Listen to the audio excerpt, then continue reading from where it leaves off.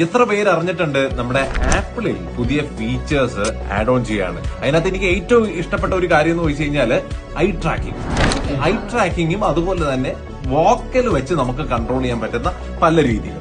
നമ്മളിപ്പോ ഒരു സ്ക്രീനിൽ നോക്കുമ്പോഴത്തേക്ക് നമുക്കൊരു വീഡിയോ പ്ലേ ചെയ്യണം. നമ്മൾ കൈ കൊണ്ട് തൊടാതെ തന്നെ നമ്മൾ അത് നോക്കിക്കഴിഞ്ഞാൽ വീഡിയോ പ്ലേ ചെയ്യാവാണ്. എക്സാക്ട്ലി. നമുക്കിപ്പോ ഒരു സാധനം പോസ് ചെയ്യണമെങ്കിൽ അതുകൊണ്ട് തന്നെ പോസ് ബട്ടണിൽ നോക്കിക്കഴിഞ്ഞാൽ അത് പോസ് ആവും. എത്ര മനോഹരമായിട്ടുള്ള ഒരു ടെക്നോളജി ആണല്ലേ. സാംസങ് ആണ് ഇത്തരത്തിലുള്ള ചിന്ത ആദ്യമായിട്ട് മുന്നോട്ട് വെച്ചത്. അവർ പറഞ്ഞിട്ടുണ്ടായിരുന്ന ഒരു കാര്യം, സാംസങ്ങും അല്ല അതിന് മുൻപ് ഇൻസ്റ്റാഗ്രാം ഇത്തരത്തില് ഒരു ഓപ്പൺ ഇത് കൊടുത്തിട്ടുണ്ടായിരുന്നു, സോഴ്സ് കൊടുത്തിട്ടുണ്ടായിരുന്നു. അതായത് നിങ്ങൾ ഏതെങ്കിലും ഒക്കെ മൊബൈൽ ഫോൺ മാനുഫാക്ചേഴ്സിനാണെങ്കിലും ശരി, ഇത്തരത്തിലുള്ള ടെക്നോ രീതിയിൽ വർക്ക് ചെയ്യുന്ന കമ്പനികൾക്ക് ഇൻസ്റ്റാഗ്രാം ചോദിച്ചിരുന്ന ഒരു അപ്ഡേറ്റ് എന്താണെന്ന് വെച്ച് കഴിഞ്ഞാൽ ഈ റീൽസ് ഉണ്ടല്ലോ, റീൽസ് നമ്മൾ കാണുമ്പോൾ നമ്മുടെ കോർണിയയുടെ ചലനത്തിനനുസരിച്ച് റീൽസ് മാറി പോവുക. ലൈക്ക് ഓക്കെ, നമ്മളിപ്പോ ഒരു റീൽ കണ്ടോണ്ടിരിക്കും, നമ്മളിങ്ങനെ മേലോട്ട് കാണിക്കുമ്പോഴത്തേക്കും ഓട്ടോമാറ്റിക്കലി നേരെ അടുത്ത ഇതിലേക്ക് പോവുക.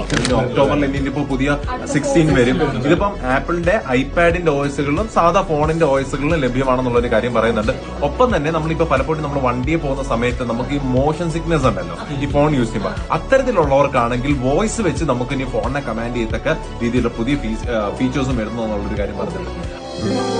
90.8 दिल से FM